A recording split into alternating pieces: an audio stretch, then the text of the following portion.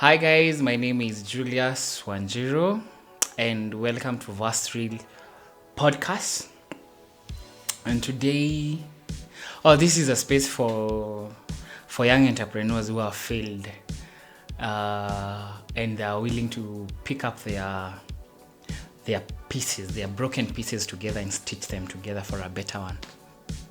And today has been a really challenging moment for me because I am all jammed up to record this, and this is about entrepreneurship and how or what are the lessons I learned when I failed. And today I have tried to is it articulate? I have tried to bring up the lesson I want to talk about, but it is not coming up. Like, I'm all there practicing, like, hi guys, my name is Julius Wanjiro and welcome to Vastril. And today, okay, I was like practicing as what I will come and say. Oh my goodness. And sometimes it gets hard because I've sat here and my mind is just blacked out. As in, my mind is just blacked out, and I realized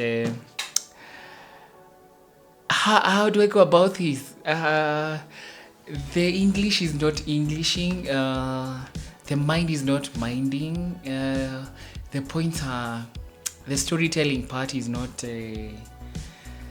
getting up. Okay, like, I have the whole idea, but I don't know how to express it in a very nice way. Like, I don't know how the story comes up, how or where do I start, which is a challenge. And I guess that's a challenge when it comes to doing this. That's a challenge I'm really, or I've gone through right now. And actually, it's been actually the challenge that I've been going through, because I've always postponed on starting a YouTube channel. Because one, I don't have a good mic. Another one, I don't have a good camera. I don't know what to talk about. I am also ashamed of failure. I guess those are the big facts that has led for me to postpone years and years of starting this, which is something I really loved to do. Anyway, having said all that, I thought of, I have to do this. I have to record. I have to get better on this.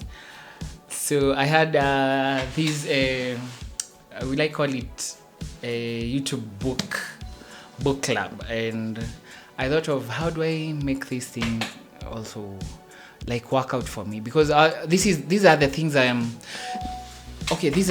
am teaching about. And when we are facing challenges, that we shouldn't be running away, and we shouldn't get frustrated just because things didn't turn out how we expected them. So I thought of, like, I won't record. Let me not do this for today, and like, I will come up tomorrow and do this afresh.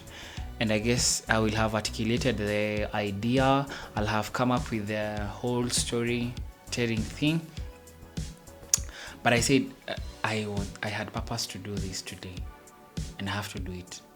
So I looked for another thing to do, and I guess I've always loved it. And also, I guess it is also a thing. It's also a skill when it comes to English and like learning just something. So I'm welcoming my fans. I know it is not the usual thing that we do, but I'm welcoming my fans as we take this new challenge of like I need to better my English. I need to better my storytelling. I need to getting used to, like, you see, like right now I'm getting used to recording. I'm getting used to being familiar with the camera. I'm getting used to being comfortable in this space. And it's the same thing now. I want us to, it's a skill now. I want us to go through, and I this is a challenge now, because it's a challenge I want to start, getting the storytelling and the English part better. And today we're going to read Twilight by Stephen Meyer. This came up because I didn't get my ideas straight. This came up because I didn't get. I sat here and I practiced sometimes, and things didn't come out well. But we have to do this. Like, I have to record something. Like, I was purposed to record something, so we have to do this, and this is a new challenge now. Anyway, let's get to the preface, and I'm reading it out loud because this is what I'll be doing. Even when it comes to public speaking, I want to get better when it comes to public speaking, because I know one day or one time I'll be in front of people, or I will be on that space of speaking to people and inspiring people, and that's a date that is coming. So we also need to check out, and we also need to learn the skills, and we need to get ready. We need to want your mark set.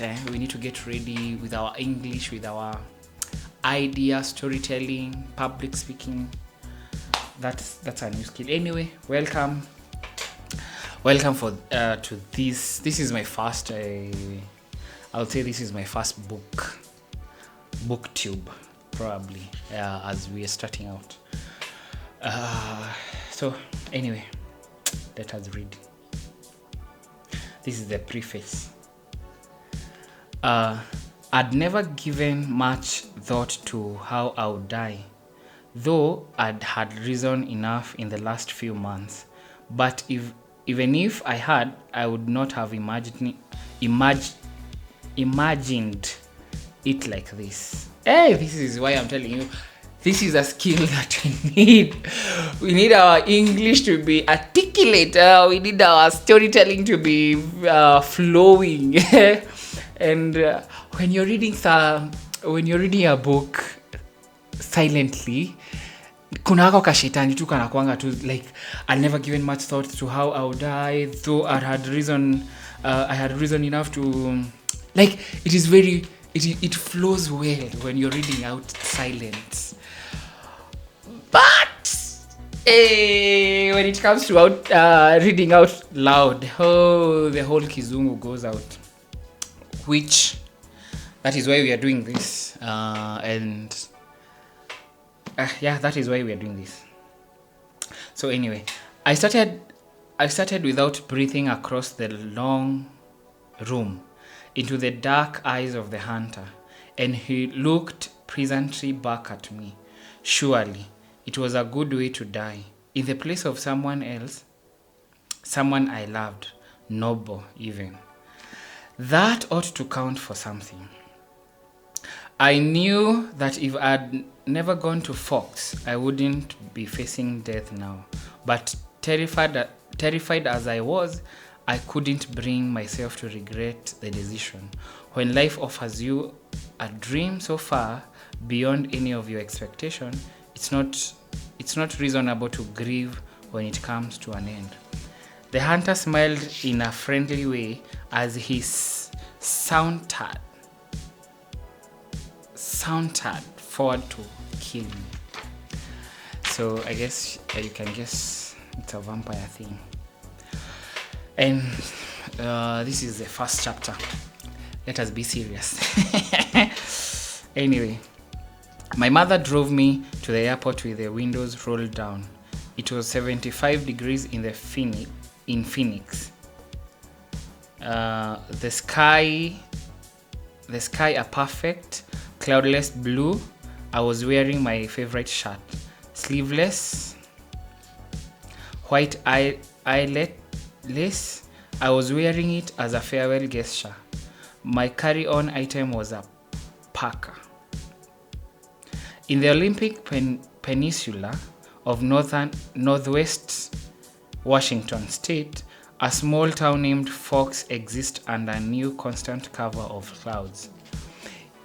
It rains on this inconsequential town more than any other place in the United States of America. Inconsequential town. Hey. It was from this town and its gloomy, omnipresent shade that my mother escaped with me when I was only a few months old. It was in this town that I'd been compelled to spend a month every summer until I was 14. That was the year I finally put my foot down. These past 3 summers, my dad Charlie vacationed with me in California for 2 weeks instead. It was to Fox that I now exiled myself, an action that I took with great horror. I detested Fox. I loved Phoenix. I loved the sun and the blistering heat. I loved the vigorous, sprawling city. Bella, my mom said to me, the last of a thousand times before I got on the plane. You don't have to do this. My mom looks like me, except with short hair and rough lines. I felt a spasm of panic as I felt a spasm of panic as I stared at her wide, childlike eyes. How could I leave my loving, erratic, hair-brained mother to fend for myself? Of course, she had Phil now, so the bills would probably get paid. There would be food in the refrigerator, gas in her car, and someone to call when she got lost. But still, I want to go. I lied. I'd always been a bad liar, but I'd been saying this lie so frequently lately that it sounded almost convincing now. Tell Charlie I said hi. I will. I'll see you soon, she insisted. You can come home whenever you want. I'll come right back as soon as you need me. But I could see the sacrifice in her eyes behind the promise. Don't worry about me, I urged. It'll be great. I love you, Mom. She hugged me tightly for a minute and then I got on the plane and she was gone. It's a 4-hour flight from Phoenix to Seattle. Another hour in a small plane up to Port Angeles. And then an hour drive back down to Fox. Flying doesn't bother me. The hour in the car with Charlie, though, I was a little worried about. Charlie had really been very nice about the whole thing. He seemed genuinely pleased that I was coming to live with him for the first time with any degree of permanence. Yes, permanence. He'd already gotten me registered for high school and was going to help me get a car. But it was sure to be awkward with Charlie. Neither of us was what anyone would call verbose. And I didn't know what there was to say regardless. I knew he was more than a little confused by my decision, like my mother before me.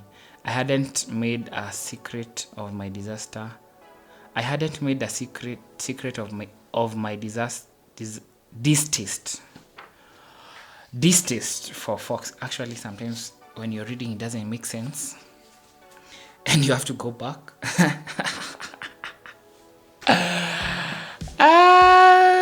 I don't know.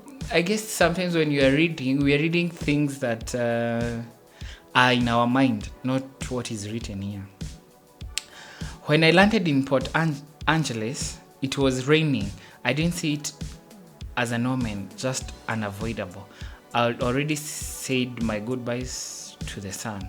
Charlie was waiting for me with the cruiser. This I was expecting too. Charlie is a police chief sworn to the good people of Fox.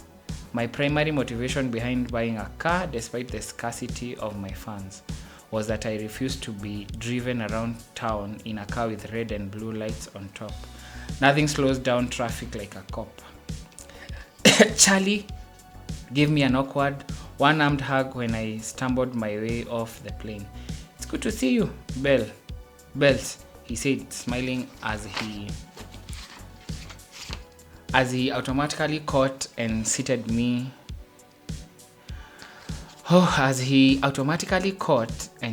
Seated me. You haven't changed much. How is Rennie? Mom's fine. It's good to see you too, Dad.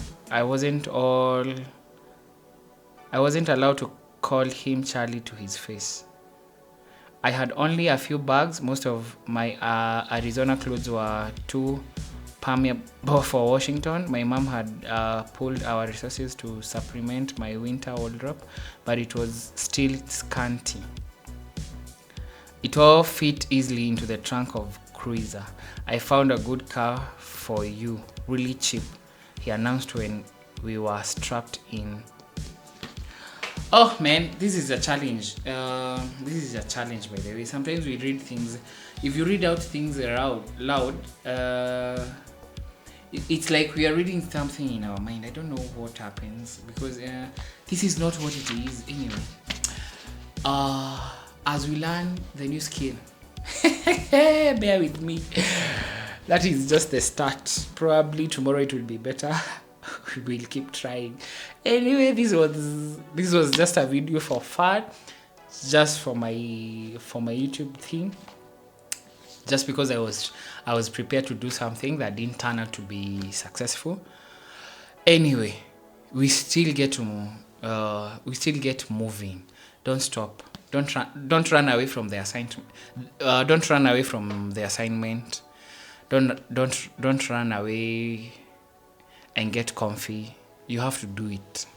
Whether it is whether in a Jeep or high GP, you have to do it. Anyway, thank you for the people and for the fans who are keeping it real with me.